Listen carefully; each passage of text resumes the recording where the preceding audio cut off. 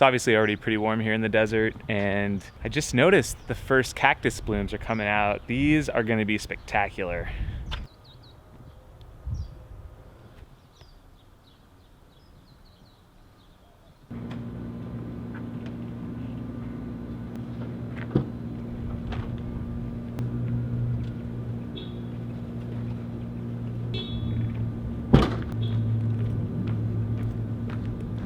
So we are heading out to Nardini Manor. Jubilee and I, we're meeting Hayley out there, and we're gonna check out the grounds, see what the current condition is of Nardini, because we have a race coming up in May out there. It's a 12 and 24 hour. And then we're also doing a couple more events later in the year. I'm really excited to be back there. I haven't been out, I think, on that property since 2010, maybe 2011. So it'll be cool. Okay, we are in Buckeye, Arizona. This is about 30-minute drive from our office. You ever been out here before? I haven't been out here before now. What do you think? It's pretty remote out here, actually. A lot of cows. There's a big cattle operation going on right here.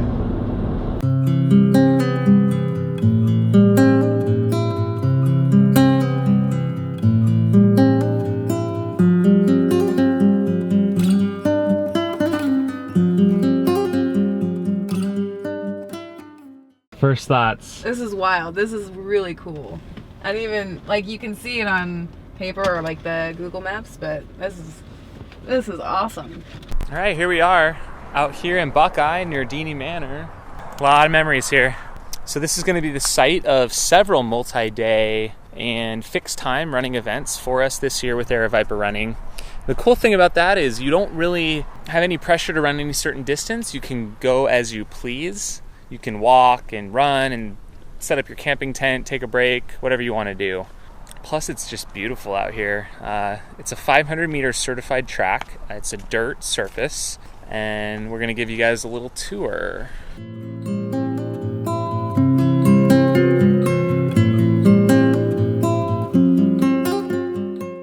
you eat this? Yes. I'm running around the track at night, man. No, that's actually oleander's poison. What? Oh, got me. I don't want any more poisonous plants.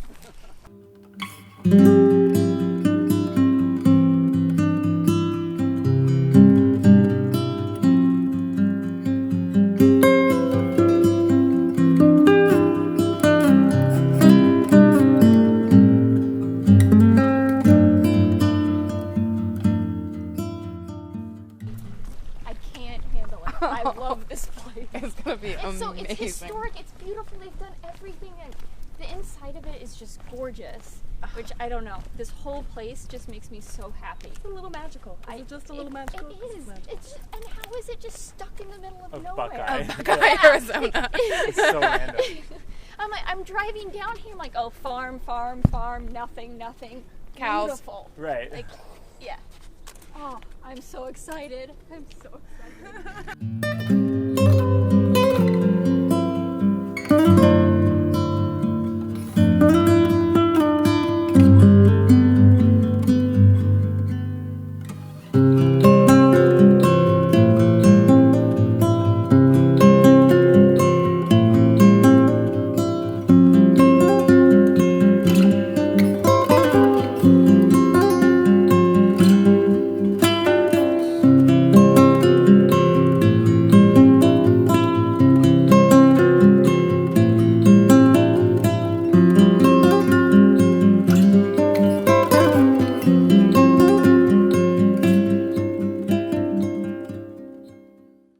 You thought you were gonna get away. I thought I was gonna get away! So you're actually biking, huh? I'm actually biking. Nice. Well, good luck. Thank you. Have fun. Thank you. See ya. Everybody watch when she gets on the bike. Don't fall in front of us all. She's just gonna walk She's gonna walk it all the away way from us. down the block. She knows we're watching her. She's just gonna walk away. Hayley, get on the bike.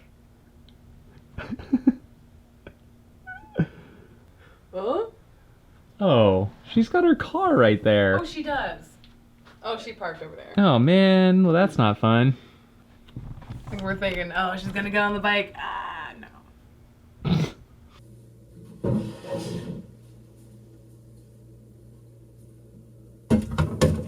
Oh, hey.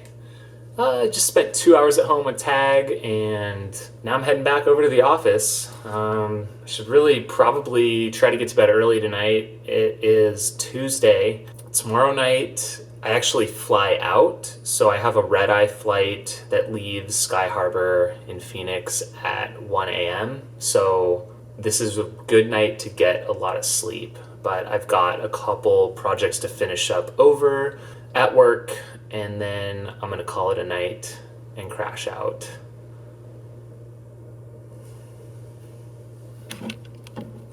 You're still here. I am still here. What you doing?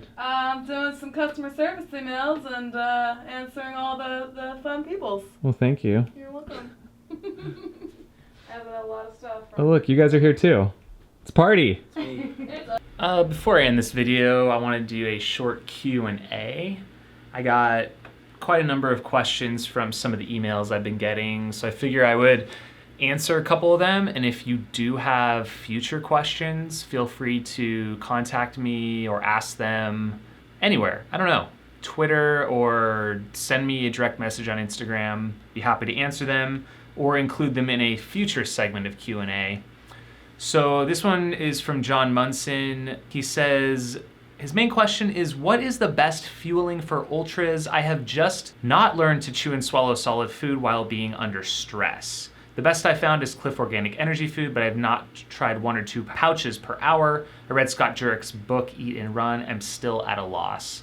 Great question. I think it depends on the distance for the ultra that you're running. If you're running a 50K, I think you can get away with non-solid foods. So whether that be a gel or a shot block or a powder of some sort that you mix into your drink, whatever works for you, but I would try it on a long run.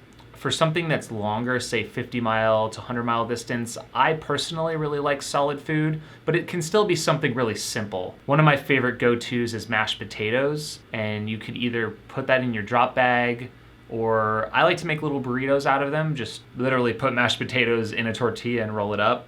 It's something I used back at the Hard Rock 100 before, and I've kind of adopted it to other events as well. The Cliff Organic Energy Food, I've tried that as well. That's something that's great if you don't want to eat too much processed sugars, but just know that a lot of times, a lot of the sugary products we do eat, I think it's in that simple form because our body has to break it down anyways, and we're trying to reduce the stress on our bodies, our digestive system. I think another thing to do would just be to practice and train your body. It is kind of an unnatural thing to be eating while running, but that's why we do these things. John also asks, I'd like to get a better understanding of how you elite ultra runners do it. How will you fuel, or how did you fuel afterwards during your amazing Barkley journey? Maybe some including description of your fueling during your videos will help. So I think that goes along the same lines. I will film my nutrition for Barkley as I get to Tennessee and buy all that stuff. So we'll kind of hold on to that one. Chris Brown, he has some questions about filming. He says, I'm really interested in how you film, edit, produce your runs. I know in one episode you gave some brief info on what you're using, a Sony mirrorless DJI. I would like to hear about what you were using, what is good about it, and what you don't like about it. Again, I gave a little bit of insight in the previous video, and I'm really thinking more and more about doing a dedicated video about why I use, say, the DJI Osmo versus a GoPro. So look for that sometime post Barkley once we have a little more time. I can answer some of these questions though. He asked, do you have multiple people filming? So yes and no. So for these Steep Life vlog episodes, I basically film everything myself. When it comes to our race videos, say Golden Tickets the Hard Way, which is a film we produced for the Black Canyon Ultras this year, following the winners and what they're going after those golden tickets. We had 3 of us actually. mainly myself and Michael Carson. We split up filming different things. And we also had, I guess, a third person a couple different times. So Darren Ruse was doing a little drone work for us. And then Michael's wife, Lori, was also doing some additional filming at some of the aid stations. And we were able to cover most of the race with 3 people. Now for our Mesquite Canyon video we just put out for Aravaipa, that was just 2 people. Michael was out on course with the Osmo. He ran a big loop, and I was at the start-finish. I did a drone shot and also did the start-finish line footage.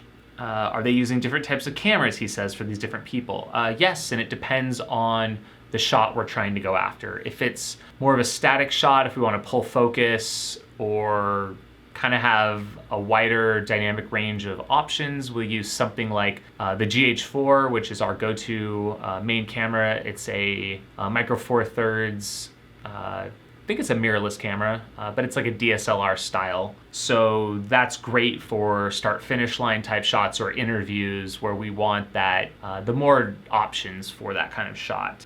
For run and gun style, we're using mostly the DJI Osmo, which is the stabilized camera that you've seen me run with a lot. What do you do about audio? And audio is always a tricky thing. There's nothing worse than hearing a bunch of wind noise in a shot where you're trying to get good footage. So we will use external microphones. There's one I'm talking into right now. I have actually an example right here. This is the Rode Video Mic Pro, and it has this like a dead wombat, dead rat they call it. This is to baffle some of that wind noise. So if you take this off, it still has this foam protective cover here as well. But it's got some settings in the back here where you, this is actually where you turn on the camera, and you can adjust some of the settings as well. So just gotta make sure it's plugged in and turned on. Other audio options for interviews, we use like a lavalier style mic, sometimes to an external audio recorder. This is one we use. This is the Zoom H5. This is more advanced than most people will need. Simply plugging in a microphone to your onboard camera is the best way to go oftentimes, but this, you are able to either record using these input microphones directly, or you can also plug in like an external mic here. It's also got these outputs on the bottom where you can put more professional microphones and inputs down there. Also wondering, when you film yourself, do you have a tripod you run with? I do have a tripod for the Osmo. It attaches on so I can kind of fold it out and set it. The only downside is it's really, really heavy. I don't like to carry it on all of my runs, just some of them. And it kind of just depends what I'm going to shoot that day, what I have in mind. He also says, anyways, I'm just really interested in sharing my trails and journey and would like to know the pros and cons of the different tools and processes. So thank you, Chris Brown, for that question. And like I said, I think as we get more of these types of questions, I think it will kind of push us over the edge, and we'll do some dedicated filmmaking videos. That way, those of you who tune in and want to see more of the running content on this channel versus the specifics of filmmaking, I know not everyone's interested in that. You can kind of pick and choose what you want to watch. Marisol, we got a question. Will it be possible that you can make videos regarding nutrition for 50 milers, training at night, and mental strength? So that's kind of 3 different questions, and I'd say yes, I will try and touch on all that in future videos. Real quick, I think nutrition for 50 milers, kind of what we said earlier, it's important to have different options. I think working some solid food in later on is a really good idea. Training at night, I think, number one, having a really good headlamp is the best thing you can do. And just understand that navigation is incredibly important at night as well in a race. It's going to be harder to see those course markers and important junctions, so paying a little bit of extra attention is going to go a long way. And mental strength. I think knowing that things can get better after a rough patch and assessing where you're at and how your body and mind is doing, being conscious of that is one of the best things you can do for your mental strength. You can kind of, doing those mental assessments, I think you can correct issues that you have that might make you want to, say, drop out or quit. So assessing those issues ahead of time, I think is the best way to work on your mental strength. And I think 2, maybe running and training while you're tired and have a lot of miles on your legs, doing back-to-back long runs, or maybe a night run, get a couple hours of sleep, do a long run the next morning. You can get your mind trained to continue to run even though your body is physically tired and worn down, which will oftentimes happen in a long race. So that's it for the Q&A today. Again, if you guys have more questions that you want me to answer, I'll try and do some sort of Q&A maybe once a week or a couple times a month. So shoot me your questions and see you guys tomorrow.